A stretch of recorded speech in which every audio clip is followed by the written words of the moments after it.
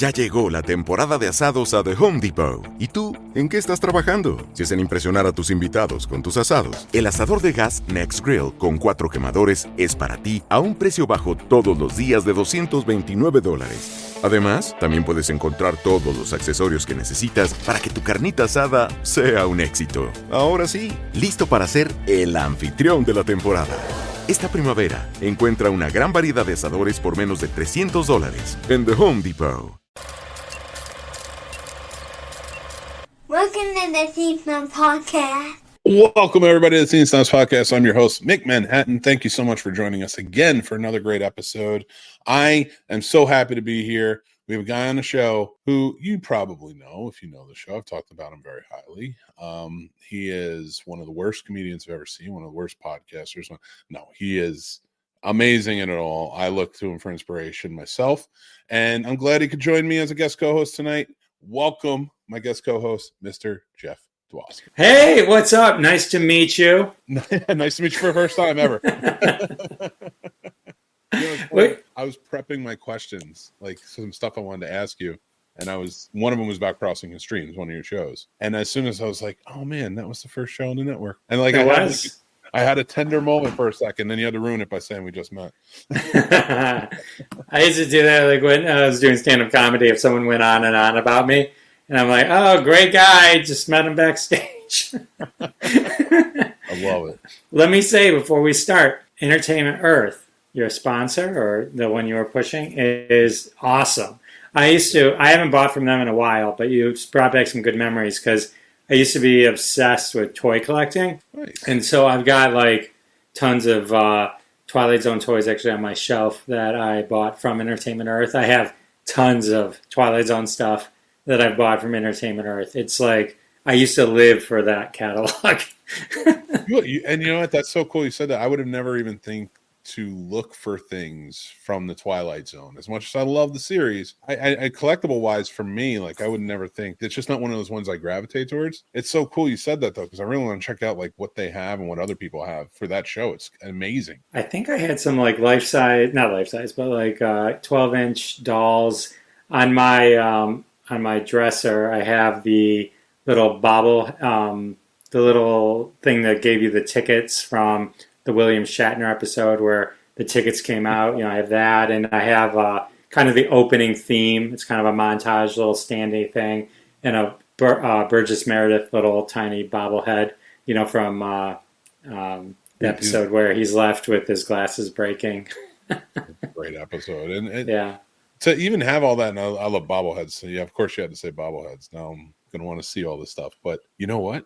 You should take pictures. Put it on social media so we can see. I probably have if you probably Google Twilight or go to Twitter and like Twilight Zone and at Big Macher or something, it probably comes up because it's on my shelf with all the DVDs. I have the entire DVD collection, which I don't even have a DVD player, so it's literally just I have a To Serve Man, I think like 12-inch doll, you know, that kind of thing. Doll, I call it a doll. Might have a talking T now. I don't know. I don't remember, but I have a few of them.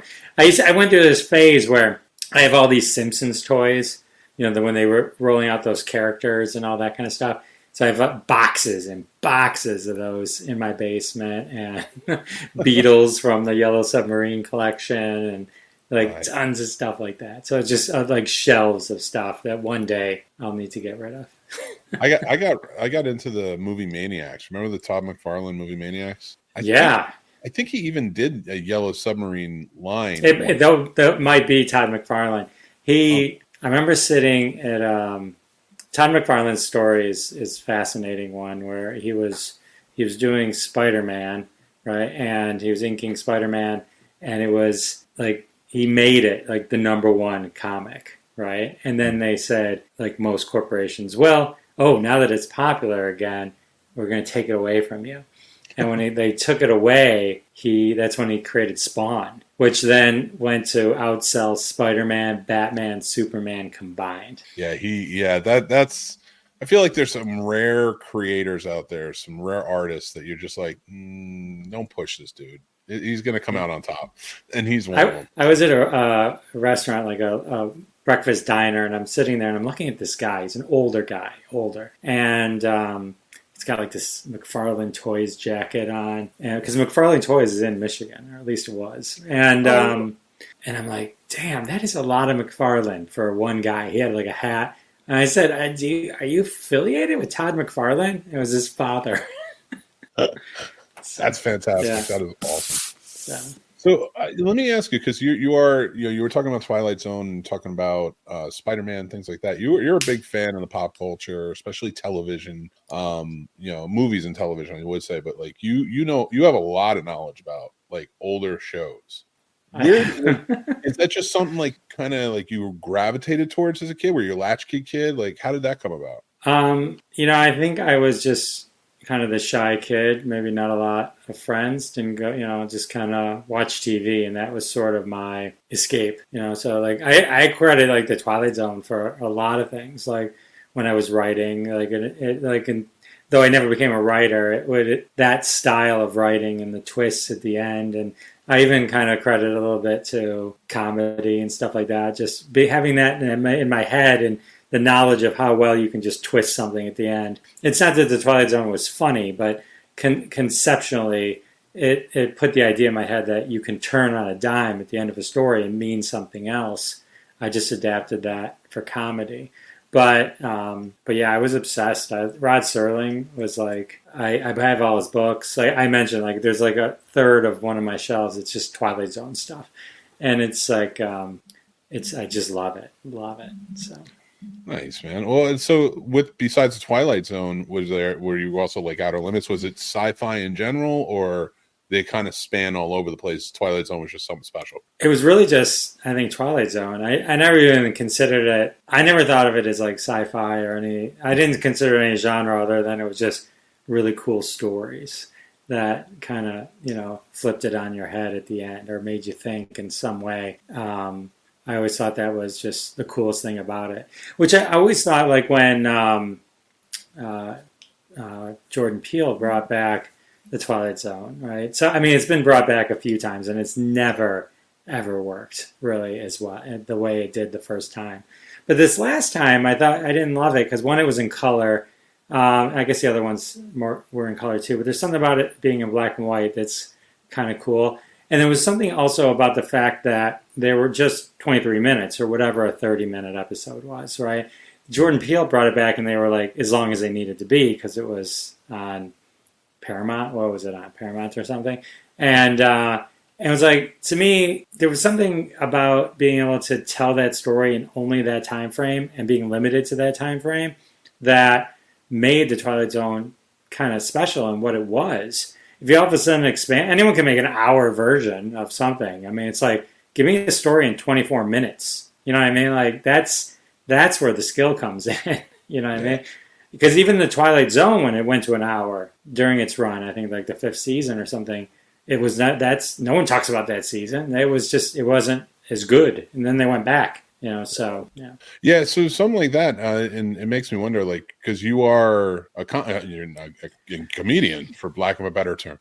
No, I'm sorry. You are a comedian through and through, and so doing stand-up and putting together joke structure and stuff like that, like you said, a lot of it was inspired by that, being able to switch a point. How has that like been when you incorporate it in your comedy? Has it like, are there any certain things you look for when you're writing? Yeah, I mean, it's just the idea of when you're writing something and you've got to twist it, because it's really the catch 'em at the surprise at the end that is the excitement. Or if you're doing comedy on stage, it's sort of that what makes people laugh, because it's the unexpected thing. So it's about trying to find something that isn't the most obvious thing and bring that to the forefront, where then when everyone hears it, they go, oh yeah, of course. But they didn't, but they wouldn't have necessarily thought of it, but you come at it from a different point of view. I always say, like, it's a 360 kind of way of looking at the world, So usually, like, when you write a tweet or you come up with a joke, the first thing you think of probably everyone would have thought of. So you got to get to the 5th one, So 5 being an arbitrary number, but you have to kind of push and kind of think, right? How can I do this differently? You know, that kind of thing. So how much planning goes into, and I really like what you said about like 22 minutes, telling a story in 22 minutes, because I do feel like, not that it's a lost art form, but I definitely see why comedy writers are able to pull it off better. You know, like, because I just feel like that's, when we were talking about comedians and such, comedians just kind of have a better sense on timing. So when you see a lot of the 46-minute shows that maybe should be shorter, especially in streaming world today, how much of, like, for you, when you're watching a new show and stuff like that, and I want to get into the planning after this, but when you're watching a show like that, can you tell, like, oh, you know, they're just they're filling things here, or they're doing that just from being an avid TV watcher, but also having that experience? Yeah, I was listening to a writer, like a filler episode or something. Like, is that what you mean? Like, kind of, yeah. Well, I know Michael Jamin talks on that a little bit. Like, there's him, like, there's definitely, like, I don't know that I fully agree with that, because I do feel like that, you know, the network comes to you, and I've seen it firsthand personally, where it's like, all right, we need like 3 more episodes. What do you got for me? What's being thrown together? Well, that's, you know, when they would do like 24 episode seasons, which was what used to be, like, you know, a long time ago, that was normal, 24 to 30 or whatever. I think they did have like just episodes that maybe didn't move the plot forward, but maybe were fun character things or whatever. But now I like it that there's only like 8, right? And sometimes now only 6. So now, if it's not good, it's their fault. You know what I mean? If you can't tell a story in 6 or 8 episodes, like, I've always feel like the American Horror Story things are great and then completely go off the rails. Like, they always start off great and completely go off the rails. It's like, how are you going off the rails? You're only 8 episodes. It's like, there's no excuse for this whatsoever. And do you remember, like, there was a time where you could name 2 movies, like, Gandhi and, I don't know, another movie that was over 2.5 or 3 hours, and they had intermissions. Now, it's like, if a movie comes out and it's 90 minutes, it's like, oh, it's the shortest movie. And it's like, movies all were 90 minutes. It's like, now it's like nobody like hones in and like tries to tell a tight story. It's like, well, we needed 5 hours. No, I don't have 5 hours. I don't have time to go see a 3-hour movie. Tell your story. You know what I mean? It's like, I watched Oppenheimer recently, and although, I mean, cinematically brilliant film, I'm like there, I could have done laundry in this time. Like, there are times I could have really gone out and just done my laundry. I should have watched this at home, sort of thing. Like, you're killing time at this point. Well, the thing with Oppenheimer, I saw it also, and it's I found it. I need to watch it again. And I don't have time to watch a 3-hour movie again, because I'll be honest, I knew nothing other than, oh, he made the bomb, right? That was the extent of my knowledge. And they're kind of like jumping time back and forth. Like, there was an assumption that you really knew what this story was going in. You know what I'm saying? So it was like, at some point, like, I went back, I'm like, oh, that scene actually took place after all that stuff. Okay, I get it now, I guess. You know, so it was like, I had no concept of this, the depth of this story. That's why I went to see the movie. But the movie kind of, you know, it starts after the bomb, goes back, you know, it's jumping ahead again. It's like, I don't know.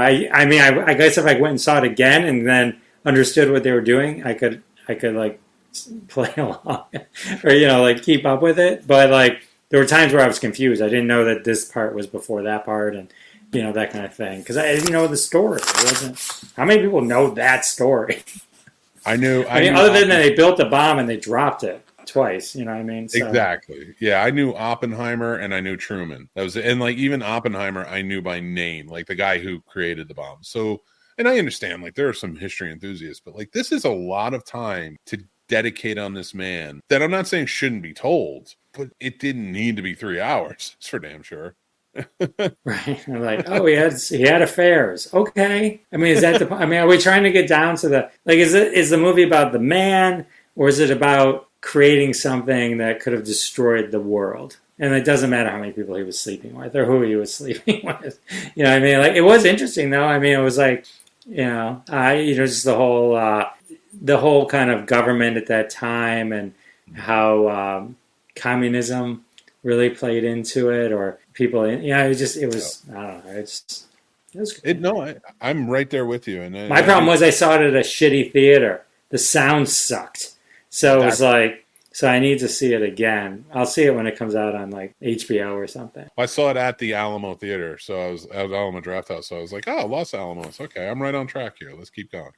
So I watched that. I watched this movie. Again, like it's great. If he doesn't win the best actor award, it's a travesty. But it's too long, and I feel that way about a lot of like John Wick 4 should not be 4 hours, 3.5, 4 hours. Is it? I haven't seen one John Wick movie. Watch the first one. I'm not saying don't watch all of them, but watch first one, see if you're into it. If you're not into it, it's just not for you. I can't imagine watching 4 hours of just people just getting killed. And that's it. There's nothing to get. There's nothing to sneak into. Like my wife was asking about the new TV show that's coming out, The Continental. And she's like, "Are you gonna watch it?" I was like, "Yeah, I might check it out just to see." She goes, "What's it about?" And I was like, "People are gonna be killed in the hotel." That's it. That's what the John Wick. We're dealing with assassins. It's not rocket science, but whatever. That's just me. Speaking of bombs, Expendables 4. My God. Oh my God. I don't even think. It could have even tried to make less money.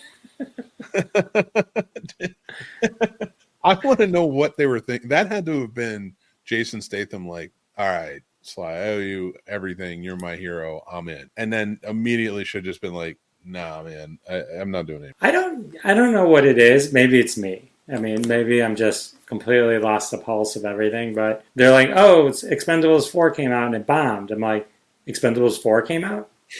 I had no idea. Like, I had literally no idea that movie was even released.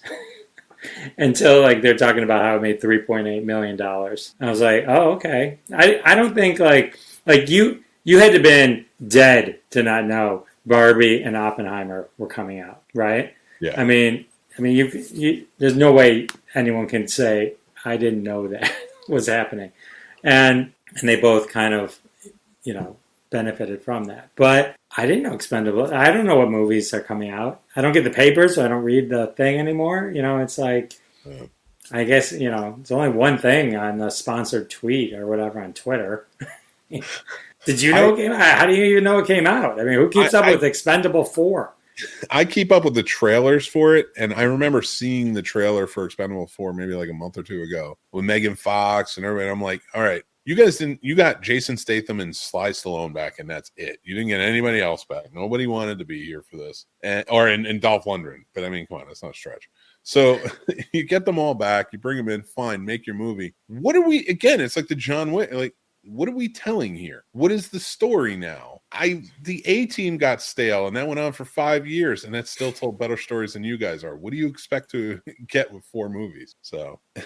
He should have just focused on Tulsa's Kings season 2. Thought that was a great season, but great. Who knows what the hell's going on with that world and Kevin Costner and everybody else. So TV's in shambles. Kevin Costner sucks. No, I mean, I love Kevin Costner, but it's like, you don't take a show and then fuck with it like that. You know what I mean? It's like, everyone's invested. I put 5 years. I binged that thing. You got entire cast and crews, and you're the main character. It's like, suck it up, you son of a bitch. I mean, I don't, what I mean? It's like, Jesus. Like, people are counting on you. What, are you going to go make Dances with Wolves 2 or The Mailman again? Come on. I mean, there's definitely ways you could have went about it, like maybe hire the entire crew for your movie. Not saying that there shouldn't be people out there, you shouldn't, look for crew and such, but. Well, I guess they could. Now Taylor Sheridan is probably wishing, maybe one of the times Kevin Costner was shot 50 times and I didn't have him die in the series. I should have just had him die. Yeah, that was your. Yeah. I mean, you. He only was. He's the only one who was can get shot 55,000 times on the side of a road. Not only that, but you remember in the first season when they gave him cancer and they said it's done, you were dying, like there's nothing else. Yeah. And then the second season comes around, it's like, what? He needs an appendectomy. Like, what? Yeah. Like, okay, whatever. But enough about Kevin Costner. I want to talk enough. Screw Kevin Costner. Let's get into your shows a little bit. I want to talk about podcasting. I want to talk about, so we were talking off air that let's start with Crossing the Stream. your live show. I love the show. I get most of what I'm going to watch from it, and that's not bullshitting. I literally I watch the show, and then I go and I'm like, okay, I have a show to watch. Like at least one show and some movies to watch now. But can you tell us about Crossing the Streams, like how it came to be? Yeah, it was a pretty basic story. Just a boy meets streaming service. No, I'm just kidding. When we were all kind of starting out, right, way back, and 3 years ago. You've been doing it for a lot longer, but like when we met and all that kind of stuff. And Tina Marie was doing the first indie podcaster convention, and to be part of that, you had the live stream. And so I'm like, oh, okay. So I got StreamYard, and I was like, all right, maybe that was the one they even suggested. I don't know. And so to be a part of it, to do an hour or whatever, I bought the streaming software. And then I decided, oh, it'd be fun, I guess, just to do something, right? And so on my podcast, I had done 2 episodes called Crossing the Streams, because early on I had no idea how to fill content on a podcast. And actually what I would do is so Ron Lippitt and Howard Rosner, two of the OGs from Crossing the Streams, the 3 of us got together. It was for half an hour, and we recorded 2 episodes. So we started, stopped, started again, stopped, and we talked about shows. And I think it was even Ron that called it Crossing the Streams or something like that. And that's what it was. And if you look at the first 20 episodes of my podcast, there's 2 episodes called Crossing the Streams. And so when we decided to do the live show, I thought, oh, well, it's fun way to just hang out with friends. And the other thing was, I realized that I was being asked on a lot of shows, guests on a lot of shows, and I didn't have a way to reciprocate because having podcasters on my podcast didn't fit the format of my podcast, or at least what it eventually, what it was becoming and became. And so I thought, oh, well, this is good. I'll do this. And then they come on, and it's pretty low touch. It's casual. You come on, you talk for 6-7 minutes about something, a TV show or movie you want to talk about, and then you can banter during the rest of it. It's pretty low key. You don't have to worry about carrying an hour or whatever. So that's kind of just how it did. I think we just finished 227 episodes, I think we've done now. So we've missed, the first week we ever missed was, I think, the insurrection. We took the insurrection off, and that was happening. Mm-hmm. And then we've every now and then now we'll take a break. We'll take a week or 2 off or something like that. But yeah, it's still a good time. It's fun. And then I use those segments, and I'll rerun them on my podcast as bonus episodes. So I'll do a Thursday episode where I'll take every Crossing the Streams live show we do, say 4 or 5 different shows. So I'll take one from 3 different shows, and then I just put those together into a bonus episode. So, oh, that's awesome. And I have seen you putting it up with your show Classic Conversations, and I think it's great. I think Crossing the Streams is great. You should check it out. I found so many great shows off of it to watch and binge that I would never think of to go and check. And especially you shed a light on documentaries, which I really appreciate personally. Yeah, I like it. It's not that we don't talk about new shows. I talked about Ahsoka, but it's not our focus. Some shows are all covering the episode 10 seconds after it happened or something like that.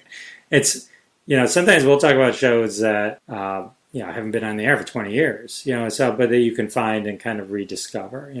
We've been rewatching Frasier, and so and I gotta tell you, wow, it's just as good in a rewatch. It's hilarious. When you talk about writing, something being so good, that was really, really good. So, is that a show you're excited to see come back though? No, but if it's good, that'd be cool because they've already reinvented itself one time as something that was one of the greatest shows ever, and so I'll give it its benefit of the doubt, but it's nothing I needed, but. There's one guy on TV who's literally living his whole life out on TV. That's it worked out well in the same character. So when you see shows like that, and I know you said that you guys tend to talk about, it's mostly streaming for the most part. Not always, but for the most part, it is streaming. So for you, with all these new shows coming out and kind of revisiting old things, is that like a big like draw for you to watch new shows like that? If it's like a revival of some sort?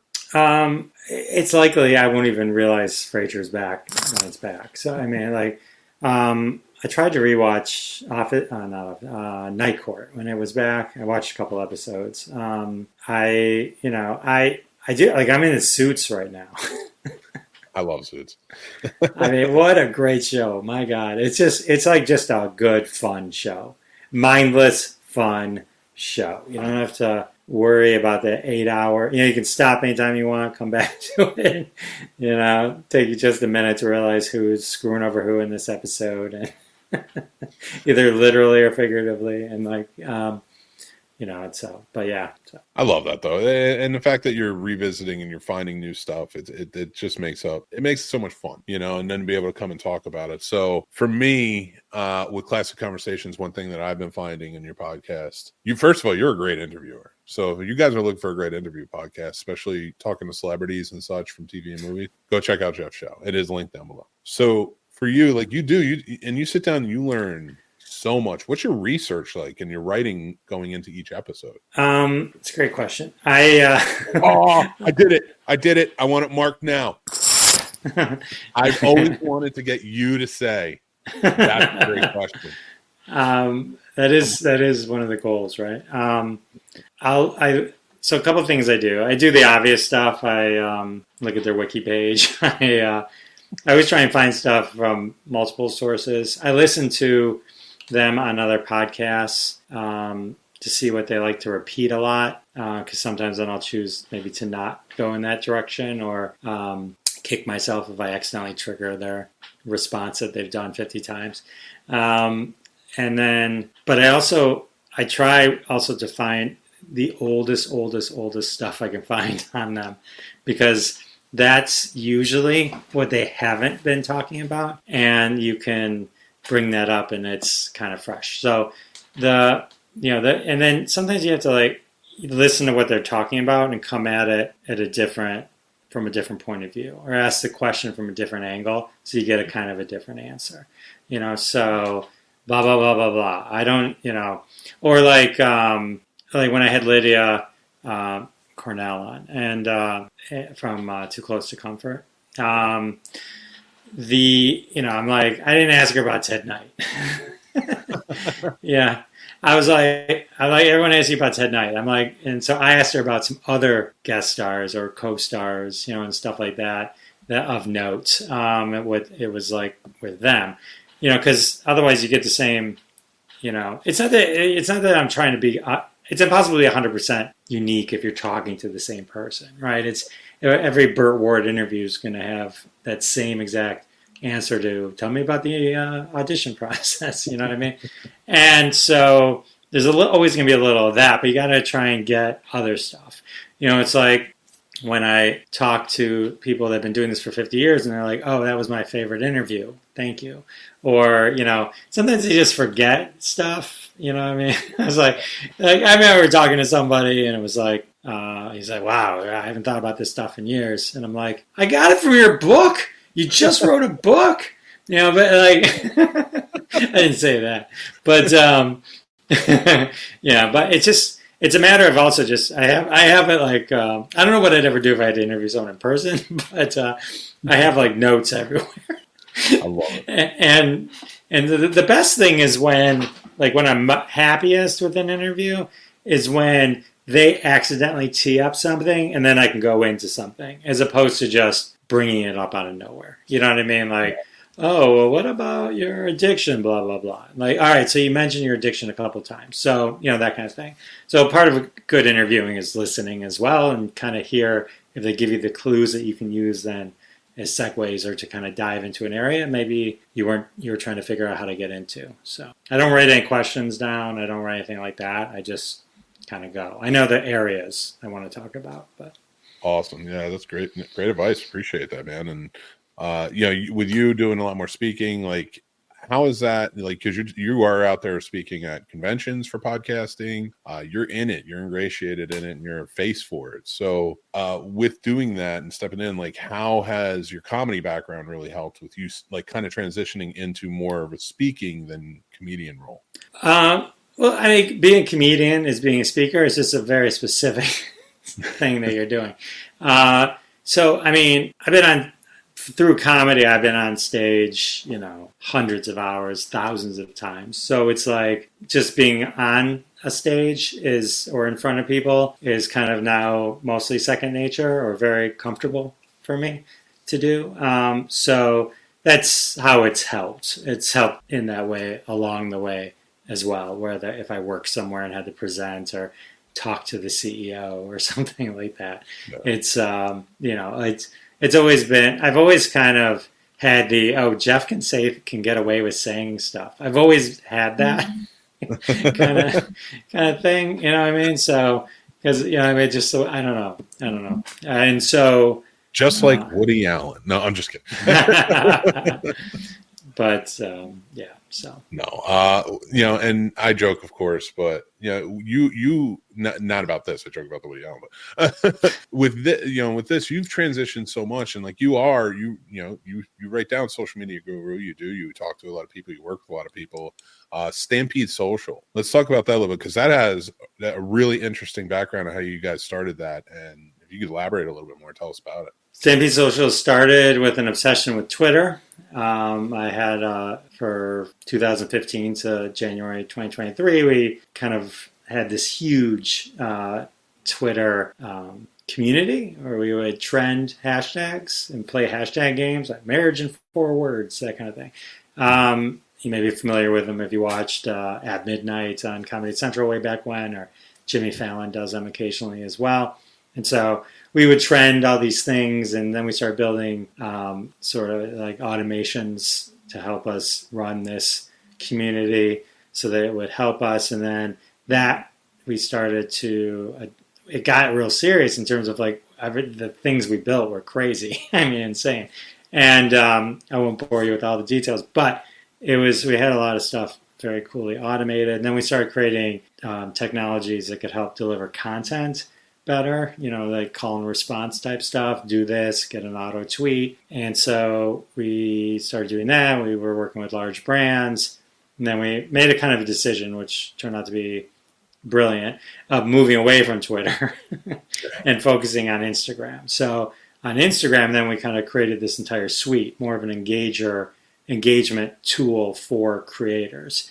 So working at Little Caesars, I worked at Little Caesars headquarters, and I was in the marketing department. So I was doing social for that $1 billion company. And so I was working firsthand, so I could see some of the things that agencies would do with large brands and what they needed and didn't have on Instagram, which is, as everyone knows, one of the largest social platforms. But a lot of things you can't do really great on it.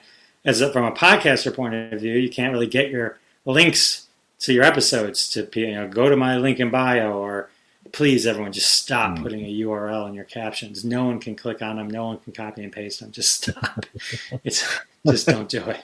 It's so we created a technology that if I was talking to you, I'd say, hey, comment below #snobs, and I'll DM you, and I'll auto DM you a link to the episode. So people comment #snobs, and then they get a link.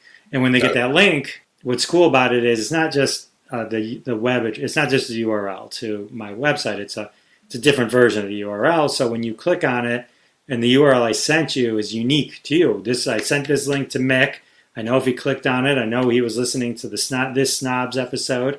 I know all that stuff. And then you kind of like extrapolate that over everyone that makes that request over 6 months, a year, and you can you're collecting all this in a database, right? And so you start to really understand which posts are driving the most reaction. So if you're into data, you can start to really dive into all of that. And so then we started kind of going beyond that a little bit, where you get, as a creator, you can reply to the comments through Stampede Social. We built AI tools that will help you set your tone and theme, and then you can use it to respond to the comments. You can do user-generated content stuff. If you sell your I Love Horror shirt, You can tell people to use a hashtag and tag the Scene Snobs, and it'll pull all those in to a database, the UI for you to kind of manage and acknowledge there. And you can run sweepstakes or giveaways. We have winner selection tool built into every post and reel. So we kind of took everything that people like to do on Instagram but can't do. And so because of the way we orchestrated this app, Stampede Social, we are able to let you do a lot of things. And then we just keep building more on top of it. And we'll eventually extend to, we can get you your TikTok stats. We can do all these things that you normally would have to pay a lot to do and to get all that data. But, so. It's smart stuff, man. And I like what you're doing, because I will tell you, I am one of the ones who, and you know this, we're friends. So, but like, I'm one of the ones who like calls out like these podcast coaches and things like the fly by minute, like you've been putting this together for a long time, so like I got a lot of respect for it. So I think everybody should go check it out for sure. And then hashtag snobs. So that way you can go to get a link to go to snobsmerch.com. But until then, go to snobsmerch.com. So for you, like getting into this and planning it, where do you see, like you must have like your finger on a bit of the pulse of like what's going on with social media and how things are changing, Twitter kind of going one way, Instagram getting bigger and more. So for you, where do you see, maybe just a broad overview, but like where do you see social media like kind of going towards? What's the trending sort of interface, if you will, or something like that? It's changing all the time. I mean, YouTube's really big, by the way, for podcasters right now. I don't know if a lot of podcasters realize that YouTube's like one of the biggest apps for people listening to podcasts, whether video or not. And then YouTube Music is starting to pull in stuff. But I was just at Podcast Movement, and like that was one of the things that they were talking about. Like YouTube is one of the biggest things. So you should be pushed, and you can designate something a podcast. I don't get tons of people listening to my thing on YouTube, but it adds up because I think people just look at the one that's recent. So I got 50 on my recent one, but 9 on the one I did before that, and 100 on the one before that. But if I look at my stats, all of them are getting it, right? So maybe I'm getting 100 a day, but that's like 3,000 a month. You know what I mean? And that's if I don't do shorts, right? Shorts can jack up that number really nice too. And so the reason I didn't love YouTube in the beginning is because it didn't count for your RSS feed, and I was like obsessed with that number. But then I let go of that. But you definitely should use YouTube. You should definitely have yourself there, because then there's also, it's a discovery engine.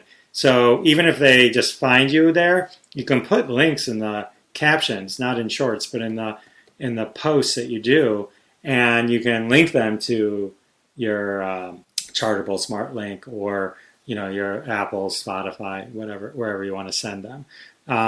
So that's good. I mean, TikTok, I haven't really cracked TikTok or Reels. You know what I mean? But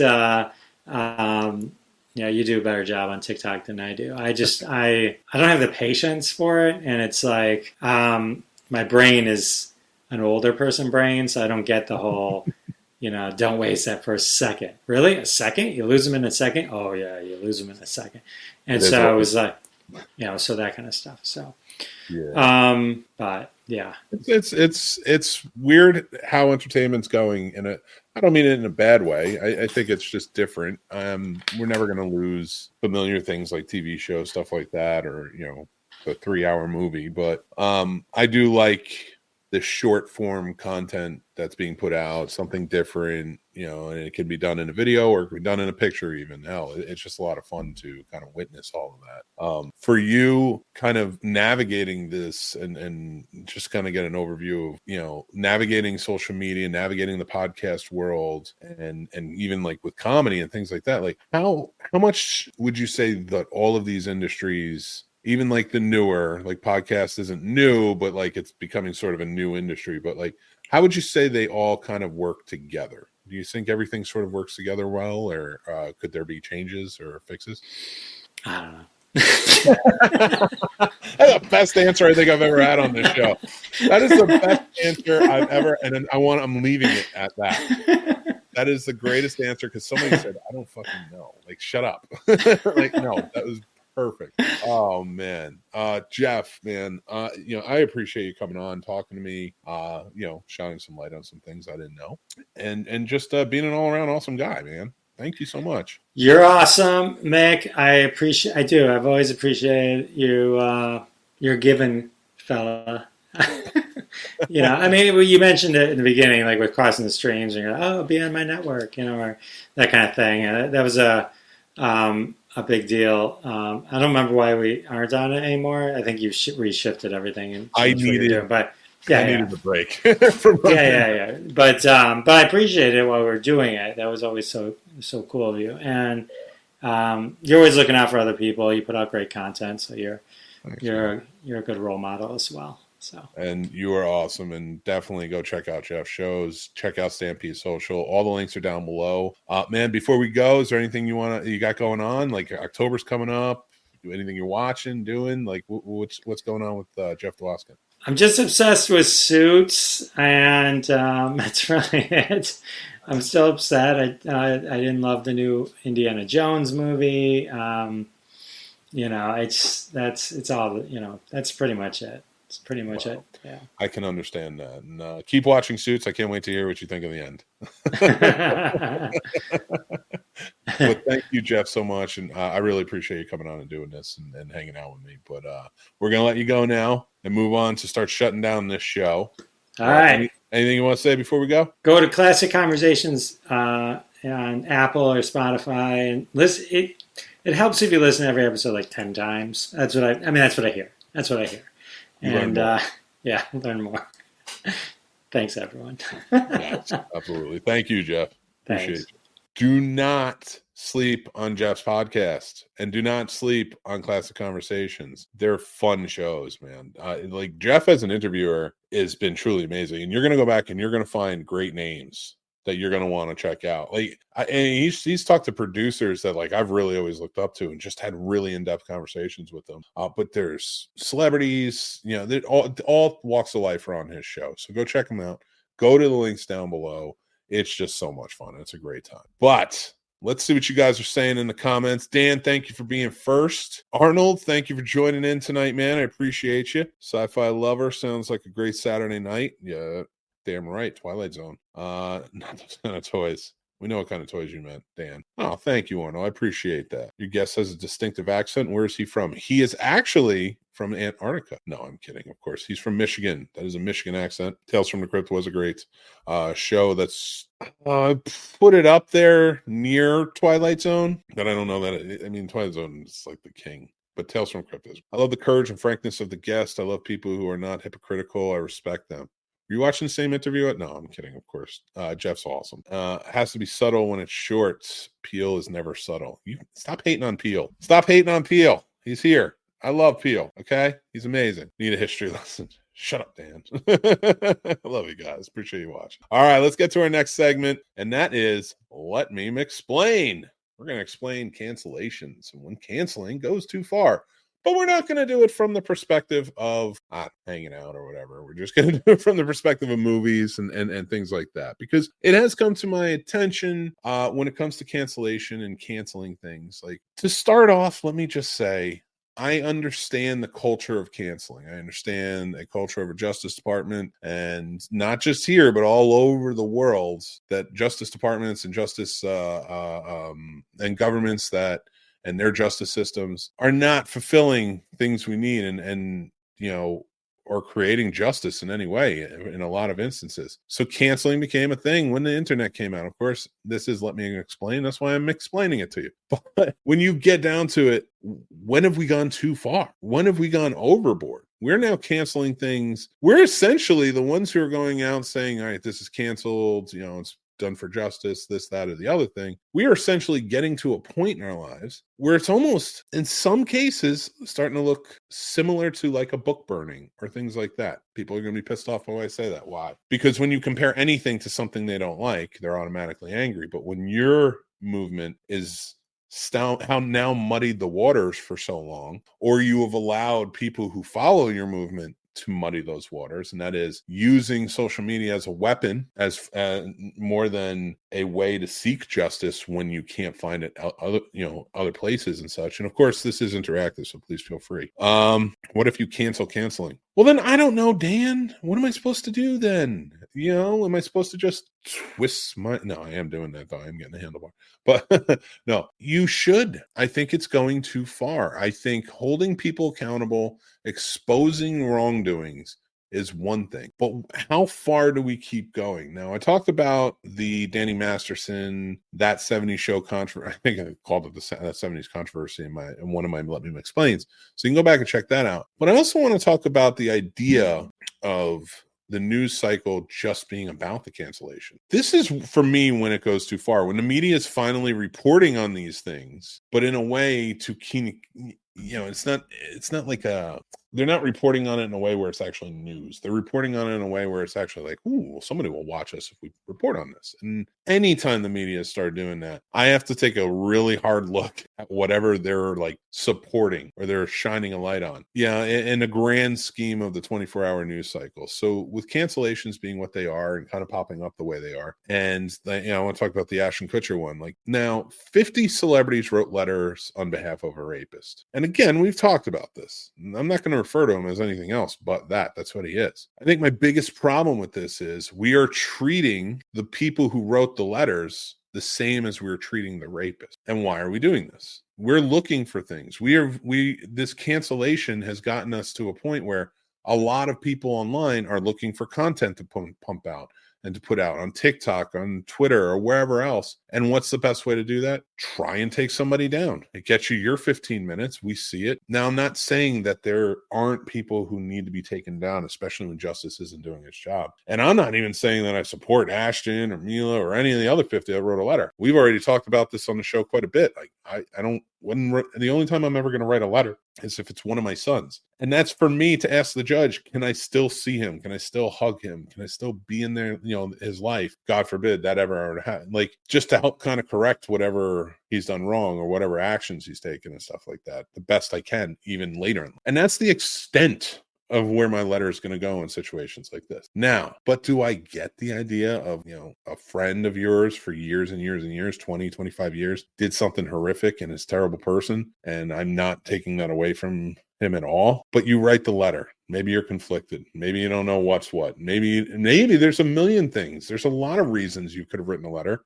And it seems to me the most popular one now is that Ashton Kutcher is exactly the same or has been covering up for years. And we don't know that. And I think that's where the cancellation goes too far. We're getting to a point where we're canceling people because they're associated with other people we don't like. And honestly, it's becoming about not liking anymore or doing something that you don't like. You don't like this person, or you don't like their music, you don't like their acting, or whatever else, you don't like their content. And they said this 20 years ago when it was socially acceptable to say something. Now, I'm not saying really racist things or anything like that, but like there are some things that were socially acceptable 20 years ago that are not now, and people are still attacking social media tweets or whatever, if they said it in your book, or who the fuck cares? But it happens. And the longer I go on, it's like disgusting to me, kind of where it's going, because now it's trying to change history. And I think this is where my biggest problem comes in with it, is now you can just say anything or take anything and twist it and use it against. And that's disgusting enough as it is. That means you are not moral people of high integrity. You are, if people are doing that, especially if they're doing it to try and get up on one another, like somebody seeking justice and not being able to find it, victims of assault, of rape, things like that, victims of murder, victims of really true, honest victims, not somebody who was mad because a celebrity didn't give them an autograph outside of a supermarket. And now you just want to talk about how they're Jeffrey Epstein's best friend. Like, shut up. Stop pretending to be a sleuth and coming up with whatever asinine things you want. But above all else, stop canceling things. Stop canceling parts of our history. Stop trying to get movies completely shut out. Stop trying to get books completely shut out, music completely shut out. because for something, maybe R. Kelly should never walk the streets again. I don't know. I'm not a judge. I don't think he should. It's disgusting. But do we really erase him from history? Is that what we do? Do we erase everything he's ever worked on? Do we erase everything that maybe his songs are attached to? How far does it go? And I'm using him as an example, but we're doing a lighter stuff. Like, he's probably the one where it's like, I don't know, maybe. This isn't a good argument, but like, we're doing it with lighter things. We're doing it with things that, had racial connotations back in the 20s and 30s. Of course it did. Of course it did. And it should be there. We should see this. Like, we're in a desperate fight to get critical race theory to stay in schools, or even in some cases just show up in schools finally. And then we're on another fight where it's, okay, but this movie's got to go. We don't like it. It's offensive. When do we stop that? How far does this go? When do we get to Logan's Run? When do we get to a point where the rich people who are fighting everybody on the cancellations and saying you're all wrong, but are using the same tactics and everything against you, the ones who control the country, are going to turn around and say, well, let's let them cancel. Let's let them dig deeper. Let's let them erase history. Let's let them do all of these things and then figure out how do we make money on it and control it, which is basically how it always goes. Now, I'm not trying to sound like a conspiracy theorist here or anything like that, but the truth of the matter is, when it comes to cancellations and it comes to canceling anybody or anything, if we don't start being smart about it, it's going to blow up in our faces terribly, terribly. I am all for it. Listen, there are people I meet in life who, sorry, I just can't have anything to do with you. You're a terrible person. I just can't. But I don't have anything to do with you. And I can't shut you down. I don't have an interest in canceling you. I don't, like, if you are out there hurting people, I will make sure I bring the law into it. But canceling, we're not regulating it, and it's going overboard, and it's becoming a problem, and it's affecting a lot, and it's going to draw more lines in the sands than I think anybody truly realizes, because you're going after anybody. Now, I understand going after the celebrities, taking them down a peg, because there are some that really need to be taken down a peg. But do we need to cancel them, tell them they can't ever work again? I get the Harvey Weinstein. I get those guys. But man, we've been going after everyone. We went after Taika Waititi, for God's sake, because he sat on a chair with two single women, two actresses who were single, and we went after him and tried to cancel him. It's just getting ridiculous. It really is just becoming so stupid. And I think it's going too far, personally. And honestly, if we don't do something about it soon, it's going to affect us in a big way. Dan says, I've never been socially acceptable. It's true, but I accept you. We're already there, Mick. We live in a dystopia. Do we live in a dystopia? Are we there? Are we 100% there, do you think? I don't know. I don't know that I agree that we're in a dystopia, but I don't disagree that we're headed for one. And maybe you're right. You're a smarter man than I, Dan. But I want to thank everybody for watching and listening to my Let Me Micksplain this week about cancellation.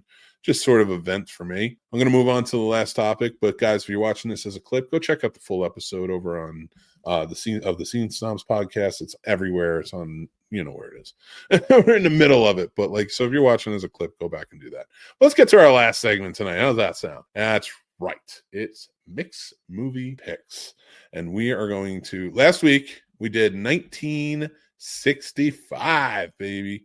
And I did Cincinnati Kid. If you haven't seen it, go check it out. It's a Steve McQueen movie that is awesome. And it's about card playing. And I absolutely love it. That's right. So last week's winner was from 1965. You guys voted, and then I pick a movie from that year. You can vote on our Discord. You can vote over on our Facebook group. We have the Snobs Nation Discord, Snob Nation Facebook group. Thank you so much for voting this week. And actually, we have a pretty fun one. We had two years that were chosen.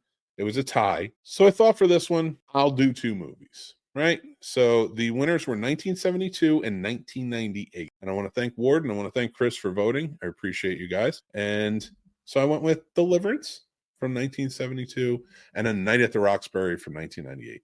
If you haven't seen these movies, you absolutely should. Now, one is not a comedy and is actually pretty horrifying, and you should watch it because it has a great story and a great tone and a great message to it. So please go for it. And great acting all the way down. And it's famous for many things. The other one, completely a comedy, completely asinine, completely crazy, but one of my absolute all-time favorite movies. I love A Night at the Roxbury. 1998 came out when I was in high school. We had a great time with it. The SNL at that time was so much fun, and the Roxbury guys were just fantastic. So when they made a movie about it, they're so quotable. It's so amazing. I'm always all in for it. I absolutely love A Night at the Roxbury and I love Deliverance. Fantastic movies. Tim can recite Roxbury from memory. I believe it. Tim, who's also math on our show, Math vs. Smash. So you don't know him. But yeah, so that is my mixed movie picks for the week. Go check out Deliverance or go check out A Night at the Roxbury, either or both together. They are not a good pair, though. I'll tell you that straight up. They're just not a good pair. So that's my picks. Next week's years are 1956, 1977, 2002, and 2019. Look for the flyer to go up on our Discord and our Facebook group tomorrow, and you guys can vote in the comments, and I'll let you know what the winning year is next episode. And thank you guys so much for watching. But if you are watching this one, we're about to end the show. But if you're listening to this show, you have a little extra prize. We do 5 questions, and this week we do it with guest Michael Colby. He was my guest co-host a few weeks ago. You can go back and the links are down below. Check out his great episode where he joined me and we had a really fun time. But check out these 5 questions now if you're listening. And if you're watching and you want to go check them out as well, there is a video up on YouTube. You can check it out there. Thank you guys for watching. I truly appreciate you. Thank you to our sponsor, Entertainment Earth. We appreciate you guys. They are amazing. Go check them out below in the link. Go check out our guest, Jeff Dwoskin's links below. Check out all the fun stuff he's doing. Check out Stampede Social if you're a content creator. I think that'd be a lot of help for you. But yeah, overall, you guys are amazing. I really, truly love you as the Snobs Nation, watching, hanging out with me, talking about all this fun stuff, and joining the show. So please remember, if you're listening to the podcast, rate and review us. It helps us go a long way, especially on iTunes, Spotify, things like that. Give us a follow. We really, truly, truly, truly appreciate it. If you're watching here on YouTube, please hit the like button, hit the subscribe button. Both things really help us go a long way. But make sure to hit the bell, too, because when you hit that bell, you know when shows like this and other great shows are coming out as well. Guys, Snobtober is coming. That's something we do here. We love doing it. If you guys are interested in being a part of it, we have content every day. We're going to have live events. We have so many great things coming. I am doing my 100 essential horror movies to watch, and it's going to be a really fun time. So I'd love to have you guys be a part of that. But we are also doing a charity Casters for a Cause script reading on October 13th at 7 p.m. We are reading Friday the 13th. We're going to play games. We're going to have a really good time. It's just going to be so much fun. Make sure you're joining in for that. Sir Sturdy over at Horror with Sir Sturdy is joining me and putting that on. It's just going to be a script read, not a full marathon day. But thank you guys again. And it is going to, all the proceeds are going to All for Lunch, which is trying to eliminate school lunch debt. And that is a big thing that we both believe in. So we're super excited for it. But until next time, we have a lot going on. And go check us out on all the stuff we're doing. But thank you so much for joining in. Remember to be kind, stay groovy, and I will talk to you guys very, very soon. Take care. What's going on, everybody? Welcome back to 5 Questions. I'm your host, Mick Manhattan. And we're back again to ask another one of our guest co-hosts from the Scene Snobs Podcast our 5 questions about movies. So let's get started. We have a very special guest, Michael Colby. If you haven't checked out his episode on the Scene Snobs Podcast, it was wonderful, and you should definitely go do that. Everything is linked down below. And check out his stuff, too, because it's a lot of fun. One of the funniest guys I know. Mike, welcome to the show, sir. Hi, Mick. I'm so glad to be here. Thank you, my friend. And are you ready for 5 questions? I am ready for 5 questions. All right. Here's the first one. Do you remember your first movie theater experience? What was the movie? What was it like? And if you can't remember, can you share another movie theater experience? The first movie that I saw at the movie theater was in one of those like second run movie theaters, like for $1 where you bring in a trash bag and they fill up your popcorn. I don't know if every state has that, but we definitely have a bunch of them in Pennsylvania. But we saw Dick Tracy with my very religious grandmother. And I don't know if you remember Dick Tracy. It's pretty violent. It's very violent, actually. And there's a lot of rude child stuff in there. So she was not thrilled. The kid is like a real little rascal, if you will. Yeah, there you go. He's very precocious, let's say. Yeah, you know what? I haven't seen that movie since it first came out. I think I need to do a rewatch. You've convinced me. I think you do, because I just rewatched it this year and it really holds up. Like it's so beautiful. Like it's a really good looking movie. Well acted too. Like lots of great faces. Yeah.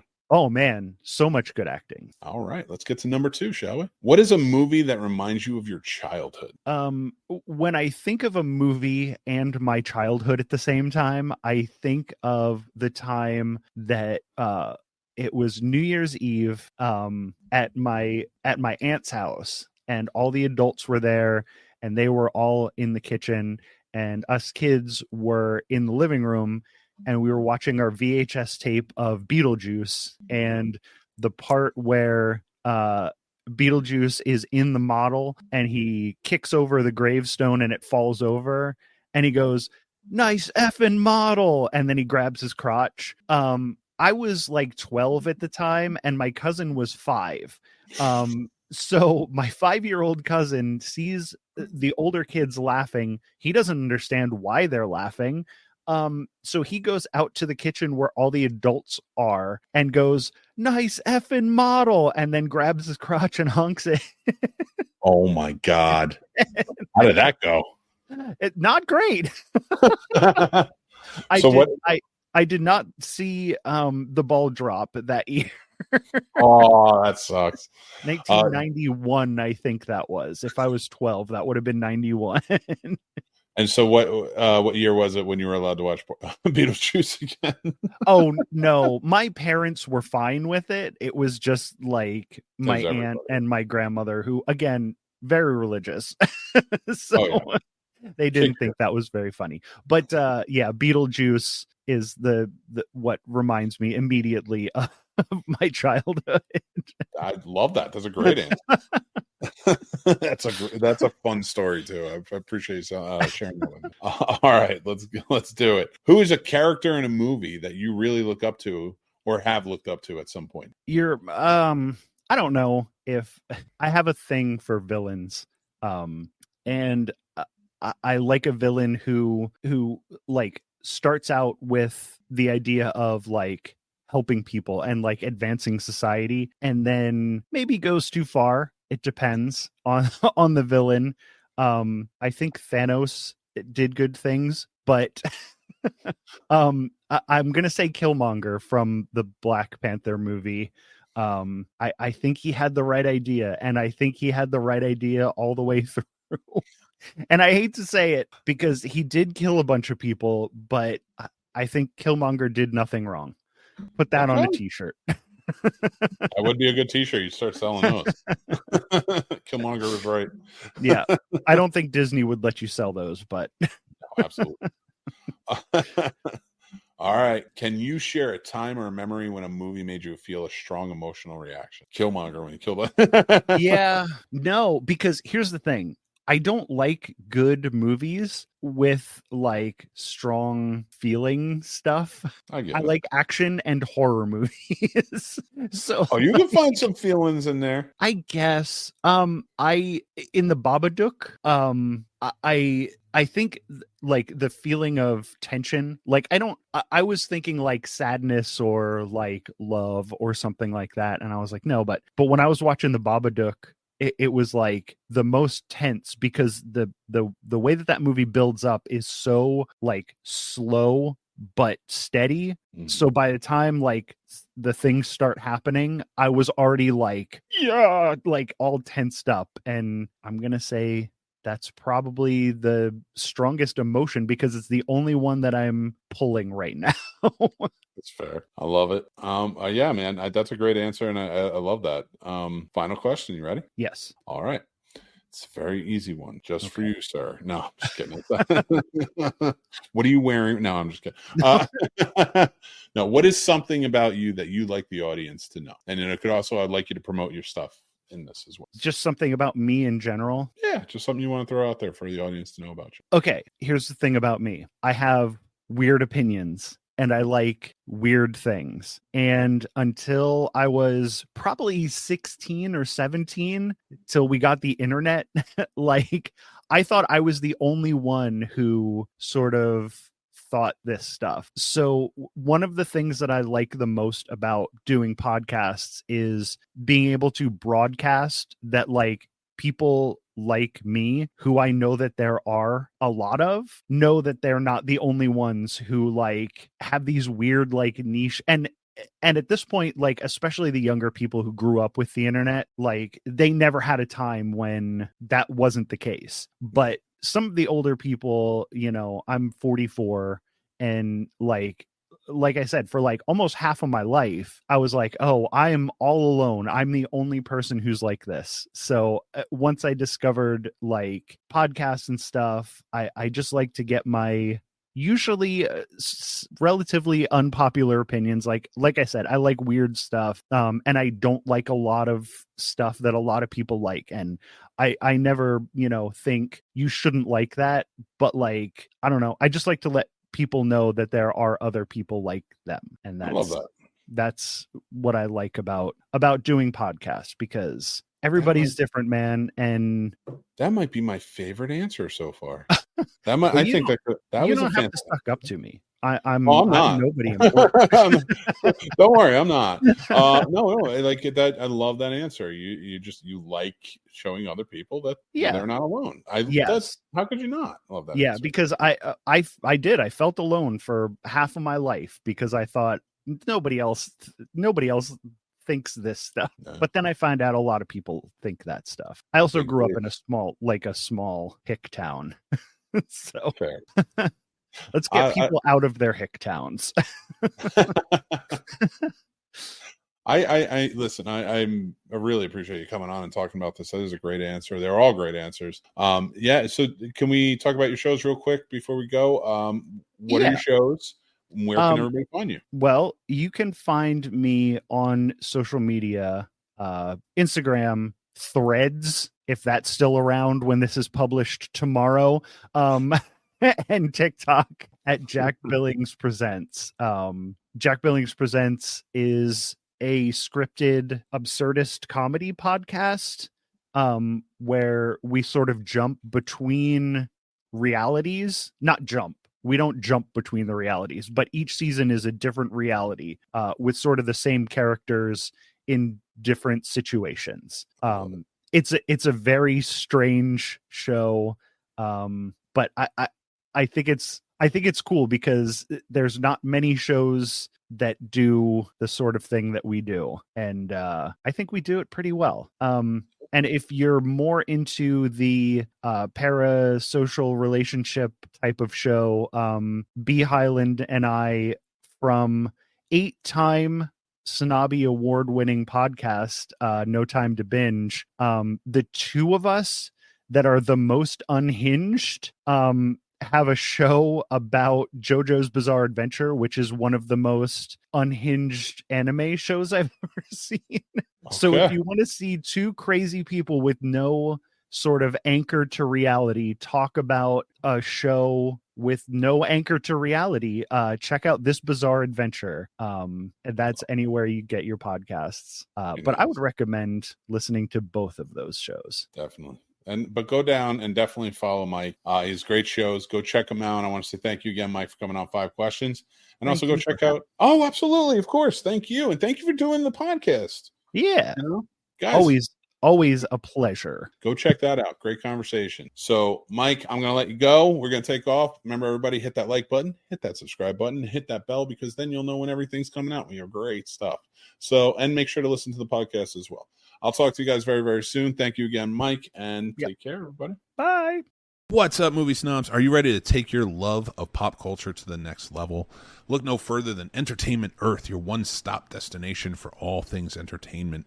From rare collectibles to the latest must-have items, they've got it all. Whether you are a fan of superheroes or a sci-fi lover or a classic movie enthusiast, Entertainment Earth has the perfect treasure waiting for you. But it gets better. By clicking the affiliate link down in the description below, you'll get an exclusive discount just for you being our amazing viewer, and we thank you guys. Get 10% off if you click on the link below, and if you spend $79 or more, you get another 10% off and free shipping. Check it out. Take advantage of this, because it is truly awesome.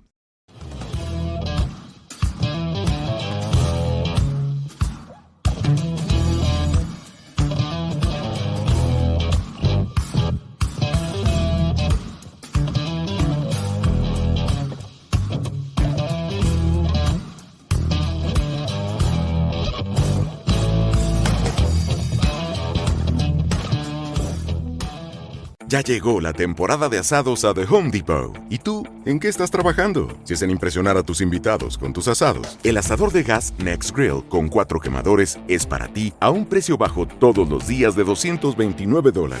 Además, también puedes encontrar todos los accesorios que necesitas para que tu carnita asada sea un éxito. Ahora sí, listo para ser el anfitrión de la temporada.